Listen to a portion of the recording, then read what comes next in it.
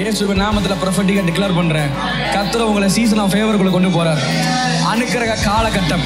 எங்க போனாலும் அனுக்கிரகம், எங்க போனாலும் தயவு, எங்க போனாலும் your season is shifting right now. எதுவெல்லாம் உங்களுக்கு எதிர்மறையா இருந்ததோ அது இப்போது உங்களுக்கு அனுக்கிரகமாய் மாறுகிறது. எதெல்லாம் உங்களுக்கு எதிர்மறையா இருந்ததோ அது இனி உங்களுக்கு தயவாய் மாறுகிறது. எதெல்லாம் உங்கள் வாழ்வில் மறுசீரமைக்கப்படாமல் இருந்ததோ அது இந்த நாளிலிருந்து உங்களுக்கு ஒரு ரட்சிப்பாய், ஒரு மாற்றமாய், ஒரு அற்புதமாய், ஒரு விடுதலையாய் உங்கள் வாழ்வில் இயேசுவின் நாமத்தினால் அது மாறுகிறது. எத்தனை பேர் ஆமென் சொல்றீங்க? வார்த்தை என்கிற அந்த பதத்திற்கு கிரேக்க வார்த்தையில 2 பெயர்கள் உண்டு. சரியா? அதை மட்டும் நீங்க உங்களுக்கு நான் டீச் பண்ணிட்டு, ஏன்னா நிச்சயமா இது உங்க ஃபெய்த்துக்கு ஒரு மிகப்பெரிய ஒரு பூஸ்டா இருக்கும். உங்க கிறிஸ்தவ வாழ்க்கைக்கு ஒரு பெரிய ஒரு ஆசீர்வாதமா இந்த வெளிப்பாடு இருக்கும். சொல்லுங்க, லோகோஸ், ரேமா. இந்த 2 வார்த்தைக்கும் இருக்கிற வித்தியாசத்தை நீங்கள் புரிந்து கொள்வீர்களானால்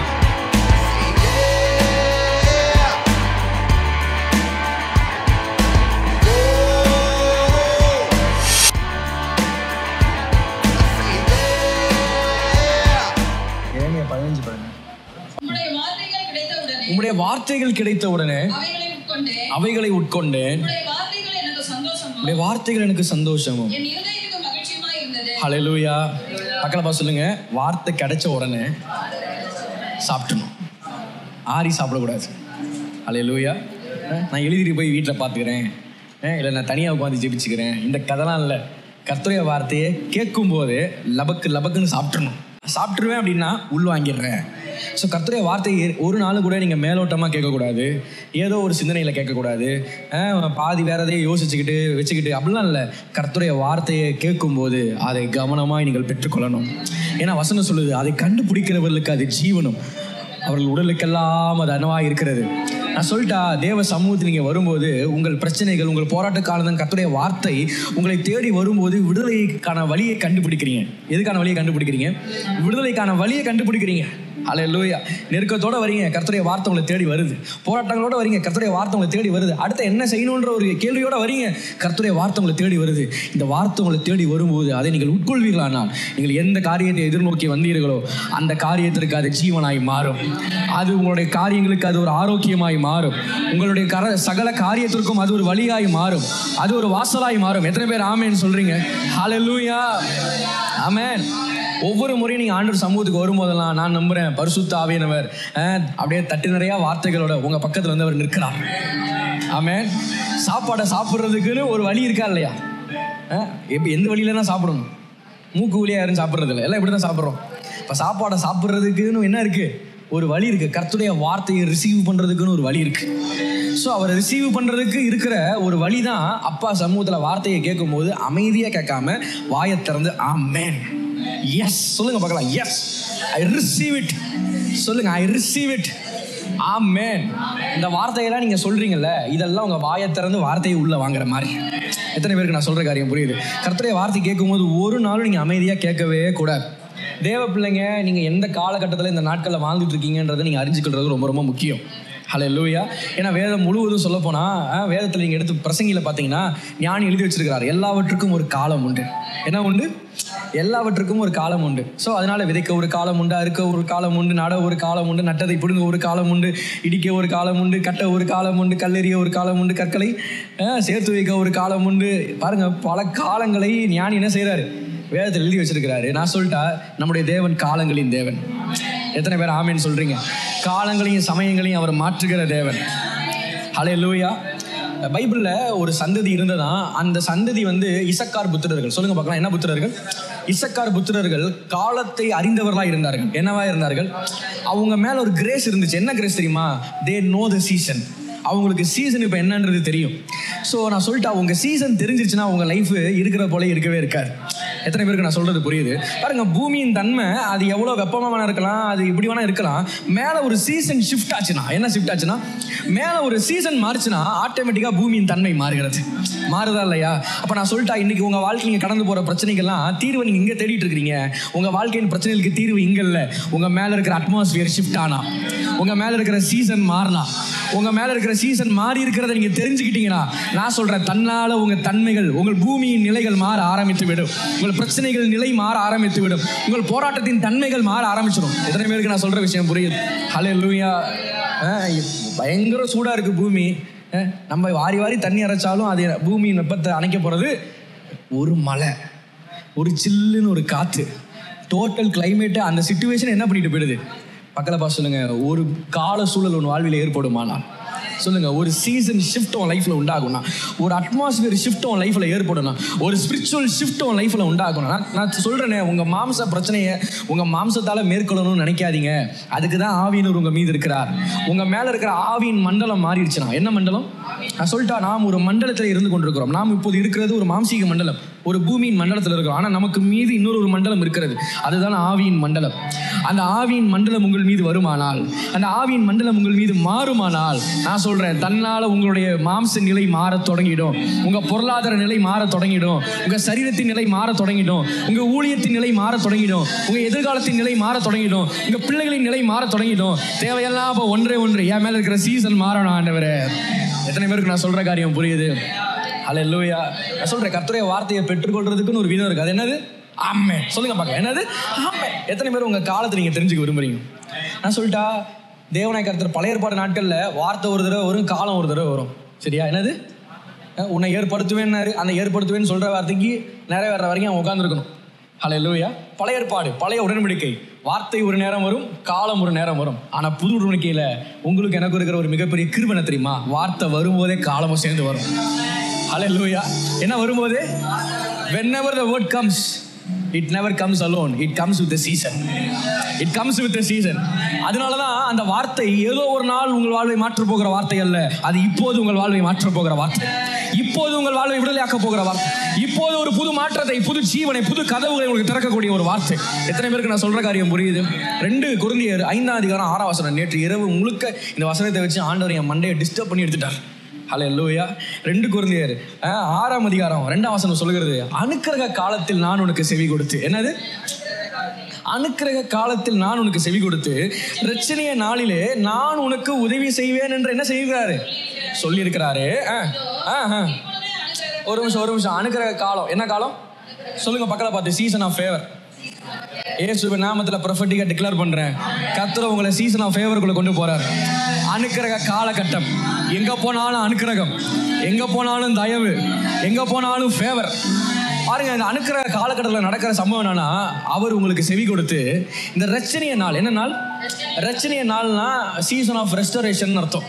ரட்சிப்பு ஒரு மனிதனுக்கு வரும்போது மாற்றம் உண்டாகும். ரட்சிப்பு ஒரு மனிதனுக்கு வரும்போது ஆண்டவர் சொன்னாரு, உன்னுடைய விசுவாசம் உன்னை 38 வருஷம் படுத்திருந்தோம்னப்பா சொன்னார், உன் விசுவாசம் உன்ன. ஹல்லேலூயா. பெருமாடுள்ள சிறிய பார்த்து சொன்னார், உன் விசுவாசம் உன்ன. அப்படின்னா என்ன அர்த்தம்? இனி இந்த பலவீனம் உனக்கு இல்லை, இனி இந்த பாடுகள் உனக்கு இல்லை, உன்னுடைய சுகம் உனக்கு மீண்டும் வந்தாயிருச்சு. ஸோ ரட்சிப்பு என்றாலே மறுசீரமைப்பு. வசனம் சொல்லுகிறது, ரட்சிப்பின் நாளிலே, என்ன நாளிலே? ரட்சணிய நாளிலே நான் உனக்கு என்ன செய்வேன்? உதவி செய்வேன். இப்போ நீங்கள் உங்கள் வாழ்க்கையில் நீங்கள் நினைக்கலாம், என் வாழ்க்கையில் எப்போ அந்த சீசன் ஆஃப் ஃபேவர் வரும், என் வாழ்க்கையில் எப்போ அந்த சீசன் ஆஃப், நான் சொன்னேன், எப்போ எனக்கு அந்த தயவின் காலம், எப்போது எனக்கு அந்த என்ன காலம்? எனக்கு அந்த அனுக்கிரக காலம் எனக்கு எப்போது வரும்? எனக்கு அந்த ரட்சணிய காலம் எனக்கு எப்போ வரும்? பவுல் அதற்கு பதில் சொல்றாரு, இதோ இப்போதே உன்னுடைய அனுக்கிரக காலம், இதோ இப்போதே உன்னுடைய ரட்சணிய நாள். கமான், என் கூட வாயை திறந்து சொல்லுங்க, நான் பார்க்கலாம். இது என்னுடைய ரட்சணிய நாள், இது என்னுடைய அனுக்கிரக காலம். இந்த வார்த்தை நீங்க சொல்லும் போது இப்போ உங்க சீசன் மாறுது இயேசுவின் நாமத்துல. Whenever the word of God comes, it changes your situation. நான் இப்படி சொல்றேனே, whenever the word of God comes, it comes with a season. It comes with a season. It comes with a season. Yeah, right now when you declare it, your season is shifting right now. Your season is shifting right now. ஓ, எதுவெல்லாம் உங்களுக்கு எதிர்மறையா இருந்ததோ அது இப்போது உங்களுக்கு அனுக்கிரகமாய் மாறுகிறது. எதெல்லாம் உங்களுக்கு எதிர்மறையா இருந்ததோ அது இனி உங்களுக்கு தயவாய் மாறுகிறது. எதெல்லாம் உங்கள் வாழ்வில் மறுசீரமைக்கப்படாமல் இருந்ததோ அது இந்த நாளிலிருந்து உங்களுக்கு ஒரு ரட்சிப்பாய், ஒரு மாற்றமாய், ஒரு அற்புதமாய், ஒரு விடுதலையாய் உங்கள் வாழ்வில் இயேசுவின் நாமத்தினால் அது மாறுகிறது. எத்தனை பேர் ஆமென் சொல்றீங்க? இந்த நாள்ல வீட்டுக்கு ஒன்று சொல்லிக்கிட்டே போக போறீங்க. என்ன சொல்லிட்டே போக போறீங்கன்னா, இது என்னுடைய அனுக்கிரக காலம். This is my season of favor. சொல்லுங்க பார்க்கலாம், இது என்னுடைய அனுக்கிரக காலம், இது என்னுடைய ரட்சணிய நாள். கடன் கழுத்தை நெருக்குது பிரதர். ஹல்லேலூயா. இப்படி நெருக்குனால சொல்லணும், இது என்னுடைய தயவின் காலம், ஹல்லேலூயா. பிரச்சனை தலைக்கு மீறி போச்சு, இது என்னுடைய ரட்சணிய நாள். சொல்லுங்க, இது என்னுடைய ரட்சணிய நாள். விசுவாசி சோர்ந்து போகவே கூடாது, விசுவாசி பதறவே கூடாது. விசுவாசி தலைக்கு மேலே ஏறி உட்காந்தாலும் சொல்லணும், இல்லை இல்லை, இது என்னுடைய ரட்சணிய நாள், இது என்னுடைய ரட்சணிய நாள், இது என்னுடைய விடுதலையின் நாள், இது என்னுடைய அனுக்கிரக காலம். ஏன் இது என்னுடைய அனுக்கிரக காலம்? என் நோய்களை ஒருவர் சுமந்து கொண்டிருக்கிறார், என் அக்கிரமங்களை ஒருவர் ஏற்றுக்கொண்டிருக்கிறார், என்னை நலமாக்கக்கூடிய தண்டனை ஒருவர் மேல் விழுந்திருக்கிறது. அவர் தழும்புகளால் நான் சுகம் பெற்று இருக்கிறேன். அவர் எனக்காய் அடிபட்டதினால் நான் ஆபிரகாமின் ஆசீர்வாதங்களுக்கு பங்குள்ளவனாய் மாற்றப்பட்டு இருக்கிறேன். நான் ஆசீர்வதிக்கப்பட என்ன தகுதி எனக்கு இருக்கிறது? ஏன் தகுதி இல்லை, என்ன ஒருவர் தகுதிப்படுத்தி இருக்கிறார். ஹல்லேலூயா. எத்தனை பேர் ஆமென் சொல்றீங்க? சொல்லுங்க, எனக்காய் ஒருவர் அடிக்கப்பட்டதுனால, எனக்காய் ஒருவர் நொறுக்கப்பட்டதுனால, எனக்காய் ஒருவர் ரத்தத்தை சிந்தினதுனால, எனக்காக ஒருவர் மரித்ததுனால, இது என்னுடைய அனுக்கிரக காலம், இது என்னுடைய அனுக்கிரக காலம், இது என்னுடைய அனுக்கிரக காலம், இது என்னுடைய அனுக்கிரக காலம். ஹல்லேலூயா. எத்தனை பேர் ஆமென் சொல்றீங்க? அவருடைய ரத்தம் உங்கள் மீது இருக்கிறது. ஏன் என் லைஃப்ல ஃபேவர் வரப்போகுது? அவருடைய ரத்தம் உங்களை மூடி கழுவி இருக்கு. அப்பாவோட ரத்தம் உங்களை மூடி இருக்கு. அவருடைய ஃபினிஷ்டு ஒர்க்கு கீழே நீங்கள் வாழ்ந்துட்டு இருக்கிறீங்க. எல்லாவற்றையும் சிலுவையில் உங்களுக்காக எனக்காக அவர் செய்து முடித்து இருக்கிறார். நான் சொல்றேன், உங்களுக்கான காரியங்கள் எல்லாவற்றையும் அவர் செய்து முடித்தபடியால், அவர் முற்றுமுடிய உங்களை ரட்சிக்க வல்லவராய் அவர் இருக்கிறபடியால் நான் சொல்றேன், இது உங்களுடைய அனுக்கிரக காலம். தாவீது சொல்றான், தேவன் எனக்கு அடைக்கலமும் ஆபத்து காலத்தில் அனுகூலமான என்னுடைய துணை.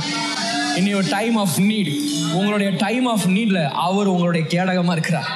ஒரு நாளும் பிரச்சனைகள் வரும். நான் ஆரம்பத்திலேயே சொன்னது போல, அவனுக்கு பிரச்சனை வரும்போதெல்லாம் அவன் கடலுக்கு ஓடிடுவான். கடலுக்கு ஓடி பிரச்சனை வரும்போதெல்லாம் அந்த கடலில் நடக்கும்போது பக்கத்தில் பார்த்தா இன்னொரு காலடி சூடு வந்துக்கிட்டே இருக்கும். அப்போ தெரிஞ்சுப்பான், சரி ஆண்டவர், இவ்வளோ பிரச்சனை நீங்கள் என் கூட இருக்கீங்களே, அந்த சந்தோஷம் போதும் ஆண்டவர்னு போயிடுவான். இப்போ தலைக்கு மிஞ்சி பிரச்சனை போயிடுச்சு, செத்துடலான்னு தான் இங்கே வந்தான். கடலுக்கு வந்து நடந்துக்கிட்டு இருக்கிறான். திரும்பி பார்த்தா காலேஜே காணும். அவன் சொல்கிறான், எல்லாரும் விட்டுட்டாங்க, கடைசியில் நீங்களும் விட்டுட்டீங்க பார்த்தீங்களா? மேலே இருந்த ஆண்டவர் கேட்டாரா, நான் எங்கடா ஒன்று விட்டேன்? காலேஜை காணோம். டேய், நீ பார்க்குற காலேஜ் உன் காலேஜ் இல்லைடா, அது என் காலேஜ். அப்போ நான் எங்க? உன்னை நான் தூக்கி சுமந்துக்கிட்டு இருக்கிறேன், நீ என் கையில் இருக்கிற. உங்களால் கையாள கூடிய பிரச்சனைகள் வரும்போதெல்லாம் உங்க கூட அவர் இருக்கிறார். உங்க தலைக்கு மீறி பிரச்சனை போகும்போதெல்லாம் உங்களை தூக்கிடுறாரு, உங்களை தூக்கிடுறாரு, உங்களை தூக்கி சுமக்கிறவர். ஹல்லேலூயா.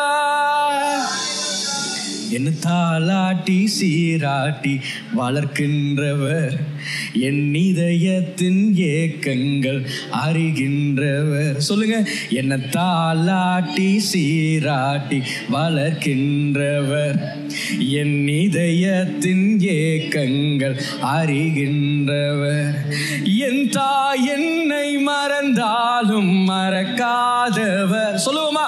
என் தாயே என்னை மறந்தாலும் மறக்காதவர், என் இதயத்தின் ஏக்கங்கள் அறிகின்றவர். சொல்லுவோமா?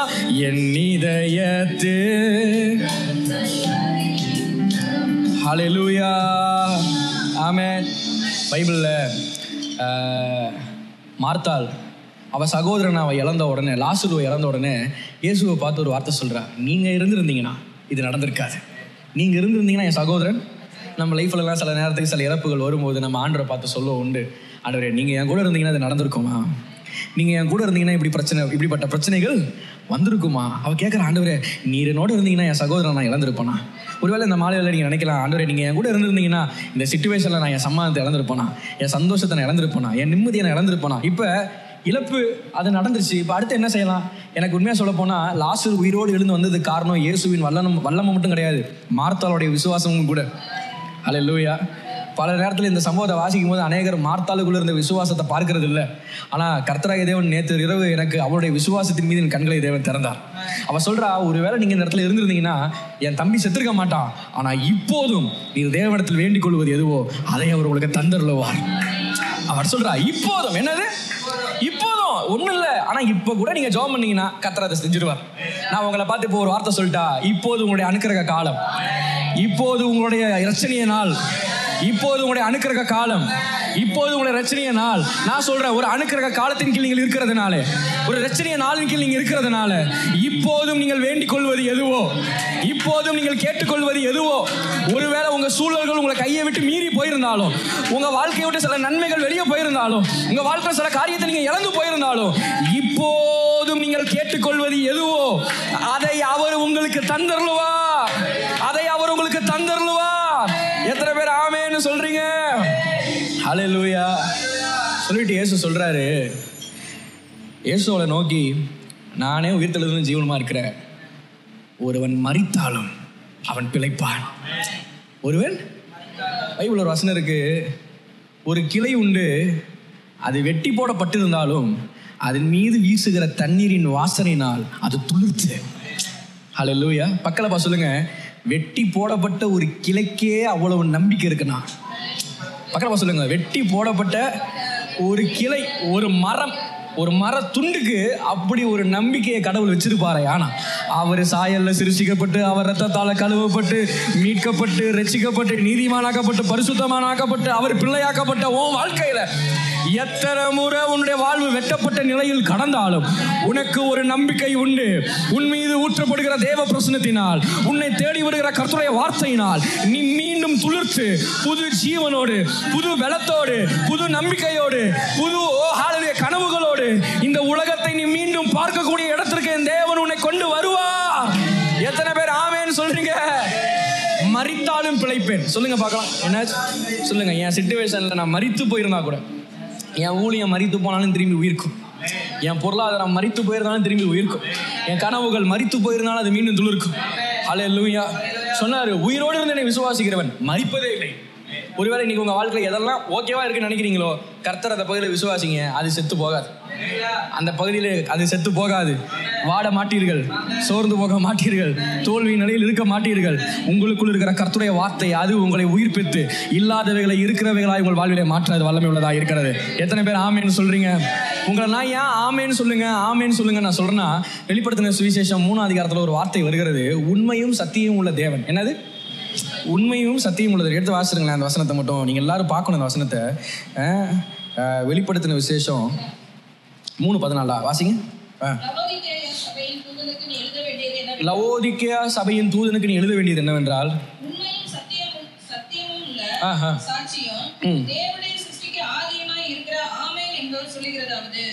எல்லாரும் அந்த வசனத்தை சேர்ந்து வாசிங்க பார்க்கலாம். உண்மையும் சத்தியம் உள்ள சாட்சியும் தேவனுடைய சிருஷ்டிக்கு ஆதியமாய் இருக்கிற ஆமேன். ஆமேன். கேட்கல சத்தமா சொல்லுங்க. ஆமேன். நான் சொல்லிட்டா, ஆமேன் என்பது அவருடைய நாமம். அவருக்கு நிறைய நாமங்கள் உண்டு. அவர் அதிசயமானவர், ஆலோசனை கர்த்தர், வல்லமை உள்ள தேவன், நித்திய பிதா, சமாதான பிரபு, இருக்கா இல்லையா, இம்மானுவேல். அவருக்கு பல நாமங்கள் உண்டு. இந்த பல நாமத்தில் இன்னொரு ஒரு நாமம் இருக்கு. அந்த நாமத்துக்கு பேர் என்ன தெரியுமா? அவர் ஆமேன். சத்தமா சொல்லுங்க, ஆமேன். யெகோவா ஈரேனா என்ன? தேவைகளை சந்திக்கிறவரே. யெகோவா ஷம்மானா என்ன? கூட இருக்கிறவரே. இருக்கா இல்லையா? யெகோவா ராஃபானா என்ன? சுகப்படுத்துகிறவரே. இப்படி அவருடைய ஒவ்வொரு நாமங்களுக்கும் அவருடைய ஒவ்வொரு நாமங்களோடு அவர் செய்கிற வேலை என்ன செய்யப்பட்டிருக்கிறது? இணைக்கப்பட்டு இருக்கிறது. ஹல்லேலூயா. எல்ரோய் என்றால் என்னை காண்கிற தேவனே. ஸோ கர்த்தருடைய நாமங்கள் ஒவ்வொன்றும் அவர் எதை செய்கிறார் என்பதை என்ன செய்கிறது? வெளிப்படுத்துகிறது. நமக்கு வசனம் சொல்லுது, ஆமீன் என்பது அவருடைய நாமம். இந்த ஆமேன்கிற நாமம் எதை வெளிப்படுத்துது தெரியுமா? அவர் உன் வாழ்க்கையில் உண்மை உள்ளவர், அவர் உன் வாழ்க்கையில் சத்தியம் உள்ளவர். இங்கே இருக்கிற வாலிப தம்பிகளுக்கெல்லாம் சொல்கிறேன், நீங்கள் இங்கே மட்டும் இல்லை, சர்ச்சிலையும் கர்த்தருடைய வார்த்தையை கேட்கும் போது யாரெல்லாம் ஆமேன்னு சொல்கிறாங்களோ சொல்லலையோ, வாயை கிழிச்சிக்கிட்டு ஆமேன்னு சொல்லணும். ஆமேன் போட்டே வாழ்க்கையில் மேலே ஏறிடலாம். ஹல்லேலூயா. நீங்கள் இங்கே உங்களுக்கு ஊழியம் செய்கிறதுனால எங்கள் சுயரூபம்லாம் தெரியல. எங்களை நீங்கள் உட்கார விட்டு பார்க்கணும். நானும் என் மனைவியெல்லாம் பிரசங்கத்தை உட்கார்ந்தே கேட்க மாட்டோம். நீங்கள் நினச்சிட்டு இருக்கிறீங்க தான் ஆராதனை வேலையை நின்று பாட வேண்டிய வேலை, செய்தி வேலை உட்கார்ந்து கேட்க வேண்டிய வேலை. இல்லை. கர்த்தருடைய வார்த்தை உங்களை தேடி வரும்போது காலு தரையில் இருக்கக்கூடாது. எத்தனை பேருக்கு நான் சொல்கிறது புரியுது? ஹல்லேலூயா. அப்படி வாங்கணும். அதை கர்த்தருடைய வார்த்தையை சும்மா லபக்குன்னு வாங்க கற்றுக்கணும். நான் சொல்ல உங்களுக்கு புரியுதுங்களா? அப்படி சந்தோஷமாக வாங்க கற்றுக்கிட்டீங்க, வாழ்க்கையில் நீங்கள் இருக்கிற நிலையில் இருக்க மாட்டீங்க. ஒருத்தன் கர்த்தருடைய வார்த்தையை எந்த அளவுக்கு கொண்டாட தன் இருதயத்தை பெருசாக்குறானோ அவ்வளவு விரைவாக அந்த வார்த்தை அவன் வாழ்க்கையை தலைகீழ மாற்ற உள்ளதாக இருக்குது. ஏன்னா அவருடைய வார்த்தையில ஜீவன் இருக்கிறது, அவருடைய வார்த்தையில உயிர் இருக்கிறது, அவருடைய வார்த்தையில உங்களை மாற்றுகிற சக்தி அடங்கி இருக்கிறது. அதனால் கர்த்தருடைய வார்த்தை கேட்கும்போது அப்படியே தலையாட்டிகிட்டு இருக்கிறது, அது நீங்கள் தேவனுடைய வார்த்தையை ரிசீவ் பண்ணுற விதம் இல்லை. ஹல்லேலூயா. சாப்பாடை கொண்டு வரும்போது வாயை திறந்தாலும் ஊட்டுவீங்களா? மூக்குல கூட ஓட்டை இருக்குது, காதில் கூட ஓட்டை இருக்குது, ஊட்டுங்களேன்னு யாரும் என்ன பண்ணுறது இல்லை. அது வாயை அடைச்சாலும் இதெல்லாம் தெளிச்சு விட்றீங்க. வாயில தான் திணிக்கிறீங்களே, அதே போல கர்த்தருடைய வார்த்தையை ரிசீவ் பண்றதுக்குன்னு ஒரு விதம் இருக்கு. பக்கத்துல சொல்லுங்க, ஒரு விதம் இருக்கு. அந்த விதம் என்ன அப்படின்னா, கர்த்தருடைய வார்த்தை பேசும்போது அது இல்ல, கர்த்தருடைய வார்த்தையை கேட்கும் போது ஆமென் ஹல்லேலூயா. இன்னும் கொஞ்சம் ஸ்ட்ராங்கா உங்களை தேடி வர மாதிரி தெரியுதா, சீட்டை விட்டு எந்திரிச்சிடணும், சேரை சூடாக்கிக்கிட்ட உட்காந்துருக்க கூடாது. ஹல்லேலூயா. ஏன்னா வார்த்தை வரும்போது அது உங்களை என்ன ஆக்கும், உங்க ஆவியை சூடாக்கும். ஆவியை சூடாக்கும் போது தன்னால என்னவும் சூடாகும். ஹல்லேலூயா. சோ அதனால என்ன பண்ணிடணும், டக்குனு எந்திரிச்சு என்ன பண்ணிடணும், கொஞ்சம் எந்திரிச்சு குதிச்சு ஆமென், இந்த வார்த்தையை நான் எடுத்துக்கொள்ளுகிறேன், இந்த வார்த்தை என்னுடையது. ஹல்லேலூயா. கர்த்தருடைய வார்த்தையை ஆமென்னு சொல்லி ரிசீவ் பண்ணலாம், கத்தி ரிசீவ் பண்ணலாம், கையை தட்டி ரிசீவ் பண்ணலாம், கனப்படுத்தி ரிசீவ் பண்ணலாம். தேவனுடைய வார்த்தையை ரிசீவ் பண்றதுக்கு உங்க வாழ்க்கையில் நீங்க எவ்வளவு உங்க இருதயத்தை பெருசாக்கிக்கிட்டே இருக்கிறீங்களோ அவ்வளவு அந்த வார்த்தை உங்க வாழ்க்கையை மகிமைக்கு நேராக கொண்டு போயிட்டே இருக்கும். எத்தனை பேருக்கு நான் சொல்ற காரியம் புரியுது? இந்த வார்த்தை என்கிற இந்த பதத்திற்கு கிரேக்க வார்த்தையில 2 பெயர்கள் உண்டு. சரியா? அதை மட்டும் நீங்கள் உங்களுக்கு நான் டீச் பண்ணிட்டு, ஏன்னா நிச்சயமாக இது உங்கள் ஃபெய்த்துக்கு ஒரு மிகப்பெரிய ஒரு பூஸ்டாக இருக்கும், உங்கள் கிறிஸ்தவ வாழ்க்கைக்கு ஒரு பெரிய ஒரு ஆசீர்வாதமாக இந்த வெளிப்பாடு இருக்கும். ஹல்லேலூயா. 2 வார்த்தை என்கிற இந்த பதத்திற்கு கிரேக்க மொழிபெயர்ப்பில் 2 வார்த்தைகள் பயன்படுத்தப்படுகிறது. அதில் ஒன்று லோகோஸ். எல்லாம் சொல்லுங்கள் பார்க்கலாம், என்னது? ஒன்று லோகோஸ், இன்னொன்று பேர் என்ன அப்படின்னு பார்த்தீங்கன்னா ரேமா. சொல்லுங்கள், லோகோஸ், ரேமா. இந்த 2 வார்த்தைக்கும் இருக்கிற வித்தியாசத்தை நீங்கள் புரிந்து கொள்வீர்களானால் நான் நிச்சயம் சொல்கிறேன், இந்த பூமியில் நீங்கள் ஒரு வெற்றிகரமான வாழ்க்கை வாழ்ந்துருவீங்க. ஹல்லேலூயா. உங்கள் கிறிஸ்தவ வாழ்க்கையே ரொம்ப ஈஸியாக்கிடும். தயவுசெய்து எல்லாரும் நல்லா கவனிங்க. ஆமென். லோகோஸ் அப்படின்னா என்ன தெரியுமா? லோகோஸ்னா எழுதப்பட்ட வார்த்தை. என்னது? எழுதப்பட்ட வார்த்தை, மாறாத வார்த்தை. உங்கள் கையில் இருக்கிற வேதாகமத்தை நீ யாரும் மாற்ற, அதில் இருக்கிற எந்த ஒரு உறுப்பையும் அழிக்க, ஸோ இது மாற்ற முடியாதது. ஏன்னா இது தேவனால் பேசப்பட்ட வார்த்தை, இது எழுதப்பட்ட, சொல்லுங்கள், இது எழுதப்பட்ட வார்த்தை. ஸ்கிரிப்சர்ஸ், வசனங்கள். என்னது? ஸோ இந்த வசனங்கள் தேவனுடைய சித்தத்தை நமக்கு விளக்குகிறது, தேவனுடைய ஆலோசனையை நமக்கு தருகிறது. ஸோ தேவனுடைய ஆலோசனையோ தேவனுடைய சித்தமோ அது மாற்ற முடியாத ஒன்றாக இருக்கிறது. எனவே அது எழுதப்பட்டதாக இருக்கிறது. ஸோ நீங்கள் ஒவ்வொரு நாளும் நீங்கள் வேதத்தை எடுத்து வாசிக்கிறீங்க பார்த்தீங்களா, நீங்கள் வாசிக்கிற அந்த வசனங்கள் வந்து பார்த்தீங்கன்னா அதுக்கு பெயர் லோகோஸ். எல்லாரும் சொல்லுங்கள், என்னது? லோகோஸ். ஸோ வசனம் சொல்லுகிறது, ஆதியிலே என்ன இருந்தது? வார்த்தை இருந்தது. அந்த வார்த்தை, ஸோ அந்த ஆதியிலே வார்த்தை இருந்ததுன்னு இருக்குல்ல, அந்த வார்த்தைக்கு பக்கத்தில் கிரேக்க பைபிள் என்ன போட்டிருக்குன்னா, ஆதியிலே லோகோஸ் இருந்தது. ஆதியில என்ன இருந்தது? மாற்ற முடியாத வார்த்தை இருந்தது. ஹல்லேலூயா. மாறாத வார்த்தை இருந்தது, நிச்சயமான வார்த்தை இருந்தது, நிரந்தரமான வார்த்தை இருந்தது. உபாகமம் 8ஆம் அதிகாரம் 3ஆம் வசனத்தை வாசிங்க. உபாகமம் 8:3. அவர் உன்னை சிறுமைப்படுத்தி உன்னை பசியினால் வருத்தி மனுஷன் அப்பத்தினால் மாத்திரமல்ல கர்த்தருடைய வாயிலிருந்து புறப்படும் ஒவ்வொரு வார்த்தையினாலும் பிழைப்பான் என்பதை உனக்கு உணர்த்தும்படிக்கு நீயும் உன் பிதாக்களும் அறியாதிருக்கிற மன்னாவினால் உன்னை போஷித்தார். இது எங்க வருது இந்த வசனம்? உபாகமம் 8:3. லோகோஸ் என்றால் எழுதப்பட்ட வார்த்தை, லோகோஸ் என்றால் மாற்ற முடியாத வார்த்தை. இப்ப நான் ரேமாக்கு வரேன். ரேமா என்றால் எழுதப்பட்ட வார்த்தை அல்ல. பக்கத்துல சொல்லுங்க, ரேமானா சொல்லப்படுகிற வார்த்தை. சொல்லுங்க, ஸ்போக்கன் வேர்ட் ஆஃப் காட். சொல்லுங்க, என்ன வேர்ட் ஆஃப் காட்?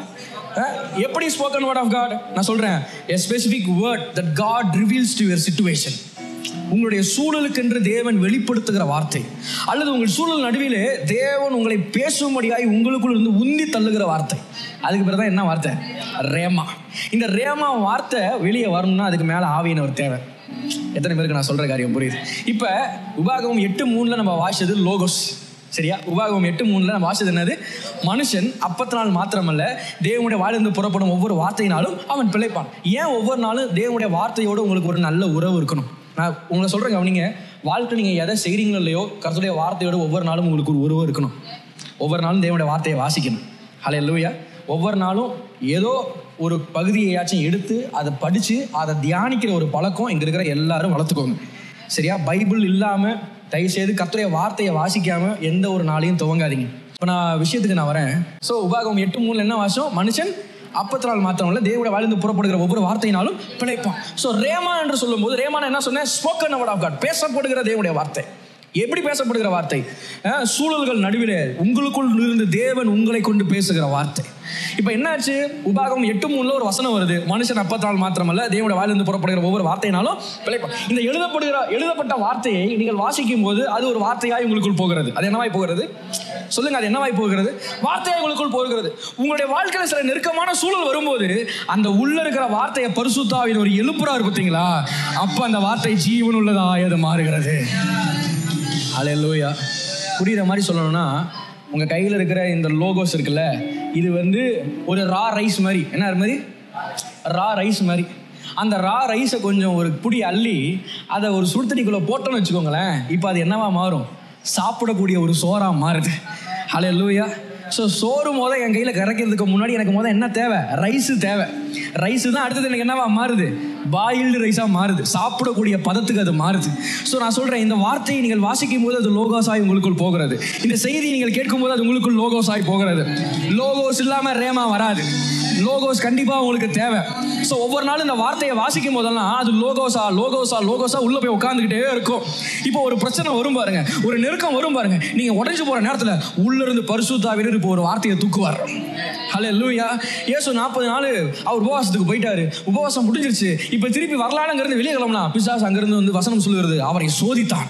அவர் அங்கிருந்து சொல்றான், நீங்க தான் பெரிய கடவுளாச்சே, இந்த கல்லுகளை அப்பமாக்கி நான் சாப்பிட்டுருங்களேன், உங்களுக்கு தான் பயங்கரமான பசி இருக்குது. உள்ள லோகோஸ் இருந்ததுனால, அவரே தேவனுடைய வார்த்தையா இருந்ததுனால, இப்ப பிசாசு பிரச்சனையை கொண்டு வரும்போது அவனை பார்த்து சொல்றாரு, மனுஷன் அப்பத்தினால் மாத்திரமல்ல தேவனுடைய வாயிலிருந்து புறப்படும் ஒவ்வொரு வார்த்தையினால். சூழல்கள் நடுவில் நீங்கள் பேசுகிற வார்த்தை தான் அந்த ரேமா வார்த்தை. எத்தனை பேர் ஆமேன்னு சொல்றீங்க? ஹல்லேலூயா. நான் சொல்லிட்டா, logos it can make you happy. Amen. Logos can make you happy. ஒரு வசனத்தை வாசிக்கும் போது, ஒரு பிரசங்கத்தை கேட்கும் போது அது உங்களை சந்தோஷப்படுத்த முடியும். அது உங்களுடைய அந்த கடினமான அந்த ஸ்ட்ரெஸ், அந்த அழுத்தத்துக்கு ஒரு ஈஸ்.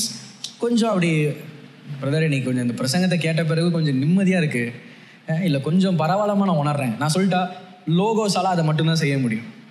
நான் இதை சொல்லும்போது ஏதோ பைபிளுக்கு நான் வேல்யூவை குறைக்கிறேன்னு நினச்சிக்காதீங்க. பைபிள் வேல்யூவை கூட்ட தான் இப்போ பேசிகிட்டு இருக்கிறேன். நீங்கள் வசனத்தை வாசிக்கும் போது யூ கேன் ஃபீல் ஹாப்பி.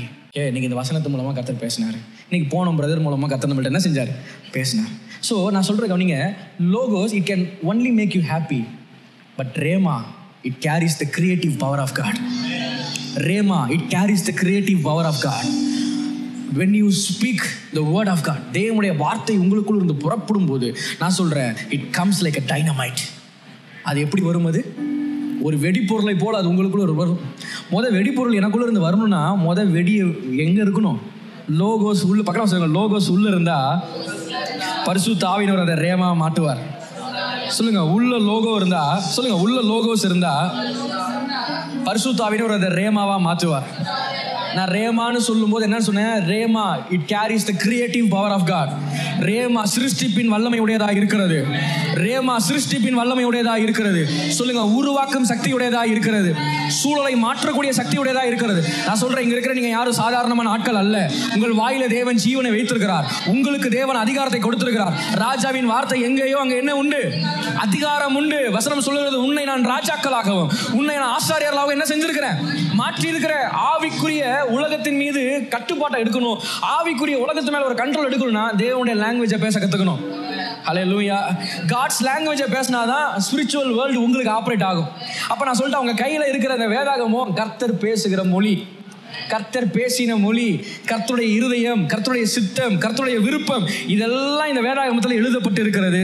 இந்த எழுதப்பட்ட வார்த்தைகள் உங்களுக்குள் போக போக போக அது உங்களுக்குள் போய் தங்க தங்க தங்க தங்க உங்கள் பிரச்சனைகள் வரும்போது, உங்களுக்கு நெருக்கங்கள் வரும்போது, உங்களுக்கு போராட்டங்கள் வரும்போது, உங்களுக்குள் இருக்கிற பரிசுத்த ஆவியானவர் உங்களுக்குள் போன அந்த வார்த்தையை எடுத்து உங்கள் வாயாலேயே பேச வைக்கிறாரு. பார்த்தீங்களா? ஹல்லேலூயா. நீங்கள் அப்போது பேசும்போது நீங்க பேசல, தேவனின் மொழியை பேசுகிறீர்கள். God's language பேசுறீங்க.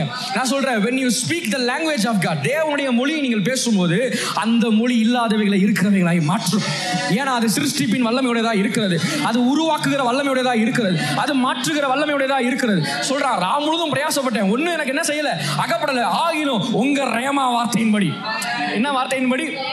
உங்க ரேமா வார்த்தையின்படி, நீ சொன்ன வார்த்தையின்படி நான் வலைய போடுறேன். போட்டா வலைகளிய தக்க மீன்கள் வருகிறது. பக்கமா சொல்லுங்க, ஒவ்வொரு நாளும் நீ காலையில எந்திரிச்சு ரேமாவை பேசிப்பார். என்னத்தை பேசிப்பார்? ஹல்லேலூயா. நான் சொல்லிட்டேன், ஸ்பிரிட்ல நிறைஞ்சு உங்களுக்குள்ள இருந்து வெளிப்படுகிற ஒவ்வொரு தேவனுடைய வார்த்தையும் ரேமாவா இருக்கிறது. ஹல்லேலூயா. ஆவியில நிறைந்து நீங்கள் பேசுகிற ஒவ்வொரு வார்த்தையும் என்னவா இருக்கு? நான் சொல்லிட்டா, இந்த இடத்துல நின்று நான் உங்களை பார்த்து பேசுற ஒவ்வொரு வார்த்தையும் ரேமா. அதனாலதான் அது நடக்குது. அதனால கர்த்தர் அதை வாய்க்க பண்ணுகிறார். எத்தனை பேருக்கு நான் சொல்ற காரியம் புரியுது? ரேமா வரும்போது காலையில எந்திரிச்சு உங்க வாயை திறந்து இயேசுவின் நாமத்தினால் என் சூழல் எனக்கு இப்படி மாறுவதாக, என் வாழ்க்கை எனக்கு இப்படி திரும்புவதாக, என்னுடைய வாழ்க்கையில தேவனை கர்த்தர் இப்படிப்பட்ட நன்மைகள் என்னை தேடி வருவதாக, வாசல்கள் திறக்கப்படுவதாக, கதவுகள் திறக்கப்படுவதாக.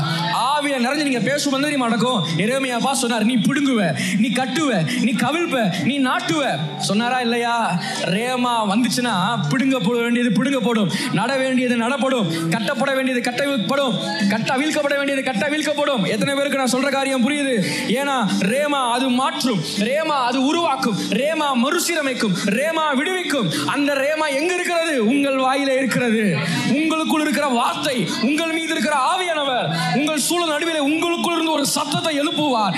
அந்த சத்தமே ரேமா சத்தமா இருக்கிறது. அந்த சத்தமே ரேமா வார்த்தையாய் அது இருக்கிறது. எத்தனை பேருக்கு நான் சொல்ற காரியம் புரியுது? ஹல்லேலூயா. எபிரேயர் 13:5 ஒரு வார்த்தை வருது. என்ன வார்த்தை? நான் உன்னை விட்டு விலகுவதும் இல்லை, உன்னை என்றும். இது லோகோஸ். இதை கேட்கும் போது நிறைய பேர் கண்ணில் தண்ணியே வந்துடும். கொஞ்சம் கொஞ்சம் கொஞ்சம் அழுத்தி கொஞ்சம் மியூசிக்கெல்லாம் போட்டு, அவர் ஒன்றுட்டு விலகவே இல்லை, அவர் ஒன்று ஒருபோதும் கைவிடுவதில்லை, இப்படி சொன்னான்னு வச்சுக்கோங்களேன். இப்படி ஆகும். உடம்பு ஜீவனு பக்கத்தில் சொல்லுங்க. லோகோஸு ஒன்று ஜீவனு உணர வைக்கும், உன்னை ஹாப்பியாக உணர வைக்கும், உன்னை இமோஷனலாக உணர வைக்கும். ஹல்லேலூயா. இங்கே மேட்ரு அது இல்லை. வசனம் என்ன தெரிஞ்சிச்சுன்னா, அவர் உன்னை விட்டு விலகுவதில்லை, உன்னை கைவிடுவதில்லை என்று சொல்லி இருக்கிறாரே. ஹல்லேலூயா. அங்கே வசனம் தான் வருது. என்னது? அவர் உன்னை விட்டு விலக மாட்டேன், உன்னை கைவிட மாட்டேன் என்று. இது லோகோஸு. ஆனா இப்ப அடுத்த வசனத்தை நீங்க வாசிங்கன்னா, அதனாலே நான் தைரியம் கொண்டு சொல்லுவேன். இது ரேமா. முன்ன வாசிச்சது லோகோஸ். அது மாற்ற முடியாதது. உங்க கூட இருக்கிற கர்த்தரை யாரும் மாற்ற முடியாது. உங்களை விட்டு விலக மாட்டேன், உன்னை கைவிட மாட்டேன்னு சொன்ன வார்த்தையை யாரும் மாற்ற முடியாது. அந்த தேவனை யாரும் மாற்ற முடியாது. தேவனை உங்களையும் பிரிக்க முடியாது. அது எழுதப்பட்ட நிஜம், அது சொல்லப்பட்ட நிஜம். எத்தனை பேர் நான் சொல்ற விஷயம் புரியுது? கரையும் சொல்லுங்க. என்னை விட்டு அவர் விலக மாட்டார், என்னை விட்டு அவர் கைவிட மாட்டார் ஒருபோதும். உலகத்தின் முடிவு பரியந்தம் சகல நாட்களிலும் நான் உன் கூட இருக்கிறேன்னு சொன்னாரா இல்லையா? லோகோஸ் மாறாது, எழுதப்பட்டதும் மாறாது, எழுதப்பட்டதும் மாறாது. தேவனால் சொல்லப்பட்டு எழுதப்பட்டு என் கையிலே வந்திருக்கிற வார்த்தை ஒருபோதும் அது மாறவே மாறாது. அவர் என்னோடு இருப்பது உண்மை, அவர் என்னை விட்டு விலகாதது உண்மை, அவர் என்னை கைவிடாதது உண்மை, ஒவ்வொரு நாளும் என்னை அவர் நடத்துவது உண்மை. எத்தனை பேர் இதெல்லாம் ஆமென்னு சொல்றீங்க? இப்ப மேட்ரு, அவர் என்னை விட்டு விலக மாட்டேன், அவர் என்னை கைவிட மாட்டேன், அவர் உங்க கூட தான் இருப்பேன் அப்படின்னு சொன்னார்ல, அங்க மிராக்கிள் நடக்காது. ஹல்லேலூயா. அதால உங்களை என்னதான் படுத்த முடியும்? அதால உங்களால் என்னதான் படுத்த முடியும்? சந்தோஷம் தான் படுத்த முடியும். என்னை விட்டு விலக மாட்டேன்னு சொல்லியிருக்காரு பிரதர், என்னை கைவிட மாட்டேன்னு சொல்லியிருக்காரு பிரதர், பாப்போம் பிரதர், மாறும் நான் நம்புறேன் பிரதர்.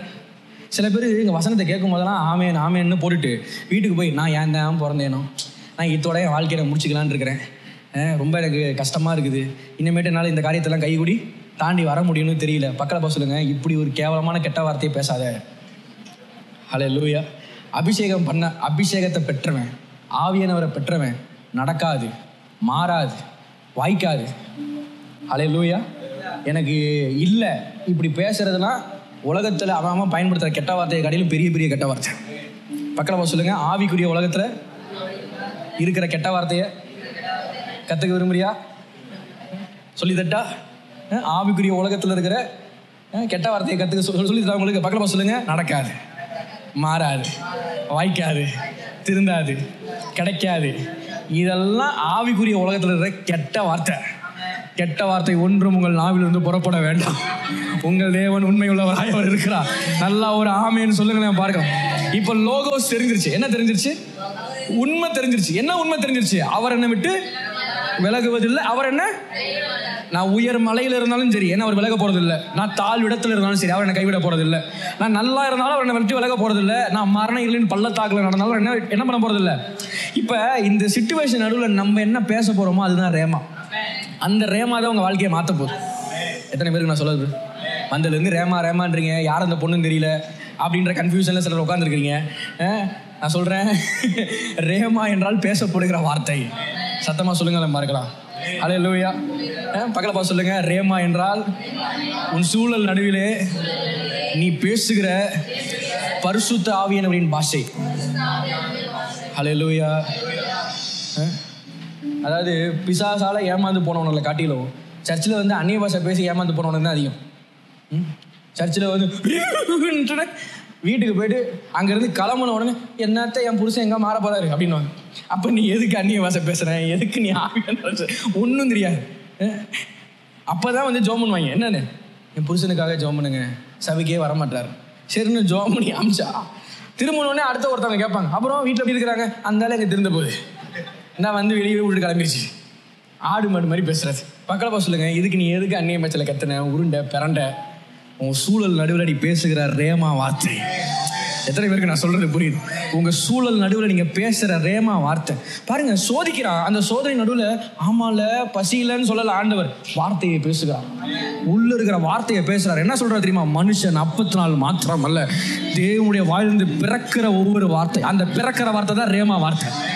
தேவனிடத்திலிருந்து பிறக்கிற வார்த்தை தான் ரேமா வார்த்தை.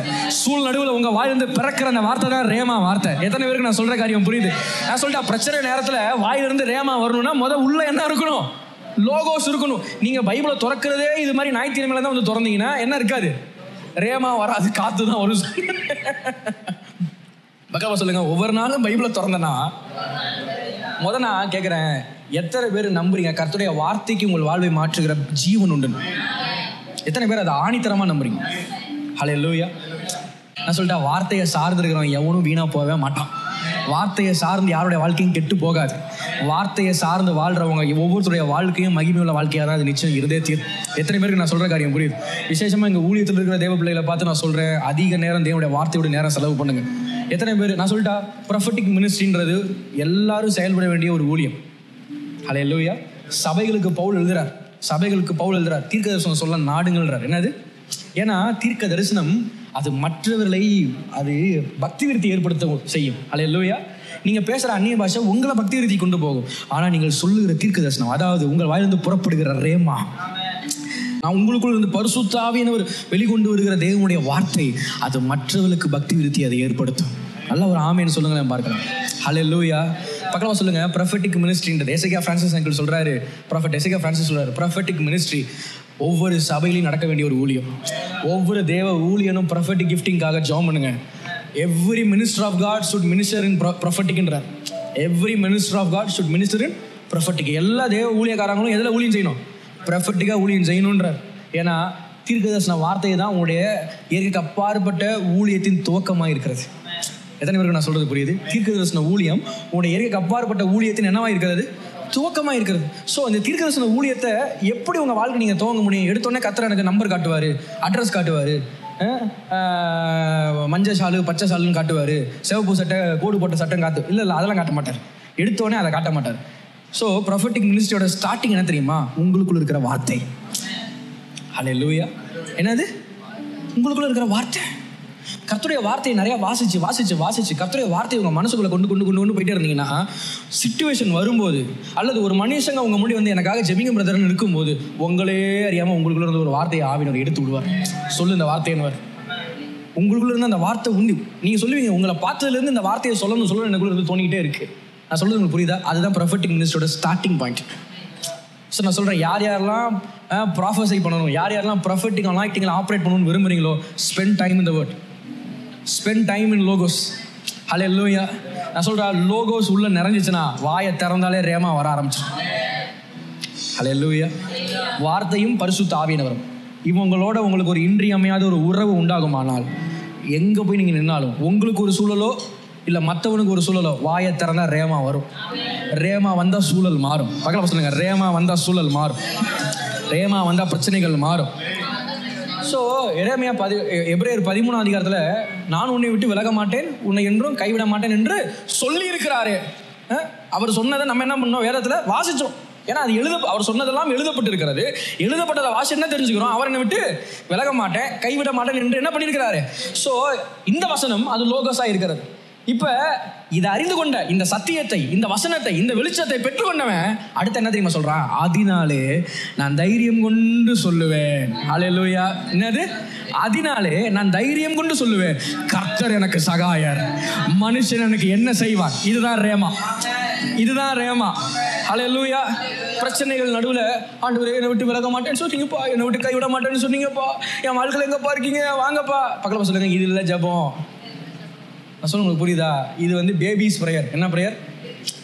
கிறிஸ்டியன் லைஃப்பில் ஸ்பிரிச்சுவல் க்ரோத்னு ஒன்று இருக்குது. ஸோ அதில் பேபிஹுட்னு ஒன்று இருக்குது, அடுத்தது வந்து சைல்டுஹுட்னு ஒன்று இருக்குது, அடுத்தது மேன்ஹுட்னு ஒன்று இருக்குது. ஹல்லேலூயா. ரட்சிக்கப்பட்ட போது நம்ம எல்லாரும் பேபிஹுட்டு. ஸோ இந்த பேபிஹுட்டில் நம்ம இப்படி ஜெபம் பண்ணது ரைட்டு. என்னது? ஏன்னா நமக்கு லோகோஸ்னா என்னன்னு தெரியாது, ரேமான் என்னன்னு தெரியாது. அதனால நம்ம எப்படி ஜெபம் பண்ணுவோம்? ஆண்டவரே உன்னை விட்டு விலக மாட்டேன், உன்னை கைவிட மாட்டேன்னு சொன்னீங்களேப்பா, எங்கப்பா இருக்கீங்க, வாங்கப்பா இப்படி ஜெபிச்சது என்ன ஹுட்டு சொல்லுங்க? பேபிஹுட்டு. ஆனால் மேன்ஹுட், முதிர்ச்சி என்ன தெரியுமா?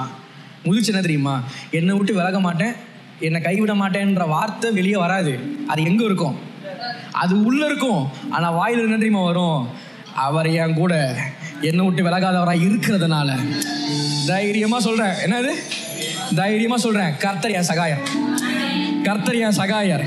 கர்த்தர் என்னை விடுதலையாக்குகிறவர், கர்த்தர் என்னை சுகப்படுத்துகிறவர், கர்த்தர் என் தலையை நிமிர செய்கிறவர், கர்த்தர் என் காரியங்களை வாய்க்க பண்ணுகிறவர், கர்த்தர் எனக்கான வாசல்களை திறக்கிறவர். எதை வச்சு சொல்ற? என்னை விட்டு விலக மாட்டேன், என்னை கைவிட மாட்டேன் அப்படின்னு ஒருவர் சொல்லி இருக்கிறாரு. அவர் அப்படி எனக்கு சொல்லி இருக்கிறார். எங்க சொல்லி இருக்காரு? வேதத்துல சொல்லி இருக்கிறாரு. அது எனக்குள்ள இருக்குது, அது எனக்குள்ள அஸ்திவாரமா இருக்கிறதுனால இப்ப என் சிச்சுவேஷனை பார்த்து சொல்றேன், மனுஷன் எனக்கு என்ன செய்வான்? கர்த்தர் எனக்கு சகாயர். இந்த பலவீனம் எனக்கு என்ன செய்யும்? இந்த அடைப்பட்ட கதவுகள் எனக்கு என்ன செய்யும்? இந்த போராட்டங்கள் எனக்கு என்ன செய்யும்? இந்த பிரச்சனைகள் எனக்கு என்ன செய்யும்? இந்த எதிர்மறையான சூழல்கள் எனக்கு என்ன செய்யும்? எனக்கு கர்த்தர் சகாயராக இருக்கிறார், எனக்கு கர்த்தர் பலனா இருக்கிறார். எத்தனை பேருக்கு நான் சொல்ற காரியம் புரியுது? ஹல்லேலூயா. உள்ள வார்த்தை இருந்தாதான் அது ஆவியானவரை எடுத்து உங்கள் சூழலுக்கு பயன்படுத்த முடியும். அதனால இன்னையிலிருந்து கர்த்தருடைய வார்த்தையோடு ஒரு நெருக்கமான உறவு உங்களுக்கு உண்டாகட்டும். எத்தனை பேருக்கு நான் சொல்ற காரியம் புரியுது? ஹல்லேலூயா. அதுலேயும் முக்கியமாக கணவன் மனைவிகளுக்கு, நண்பர்களுக்கு உங்களை பார்த்து நான் சொல்கிறேன், அவங்க சோர்ந்து வந்து உட்காரும் போது நீங்கள் கர்த்தருடைய ஆவியானவர் நிறைஞ்சிருந்தீங்கன்னா உங்களுக்குள்ள இருந்து அவர் பேசுவார். எத்தனை பேருக்கு நான் சொல்கிறது புரியுது? ப்ரொஃபெட்டிக் மினிஸ்ட்ரியோட ஸ்டார்டிங் பாயிண்ட்டு வேர்டு தான். உள்ள இருக்கிற வேர்டை, உள்ள இருக்கிற லோகோஸை ரேமாவா மாத்துறது தான் ப்ரொஃபெட்டிக் மினிஸ்ட்ரியோட ஸ்டார்டிங் பாயிண்ட். நான் நம்புற விசுவாசிக்கிற வர நாட்களில் கர்த்தருக்கு தீர்க்கதரிசிகளை எழுப்ப போகிறார். ஹல்லேலூயா. ப்ராஃபட்டஸை கர்த்தருக்கு ரைஸ் பண்ண போறார். உங்க பிள்ளைகள் தீர்க்கதரிசனம் சொல்ல போகிறார்கள், சொப்பனங்கள் காண போகிறார்கள், தரிசனங்கள் காண போகிறாங்க. நீங்க ஒவ்வொருத்தரும் இங்க வருகிற ஒவ்வொருத்தரையும் பார்த்து தீர்க்கதரிசனம் சொல்ல போறீங்க. கர்த்தர் உங்க வாழ்க்கையில இதை செய்ய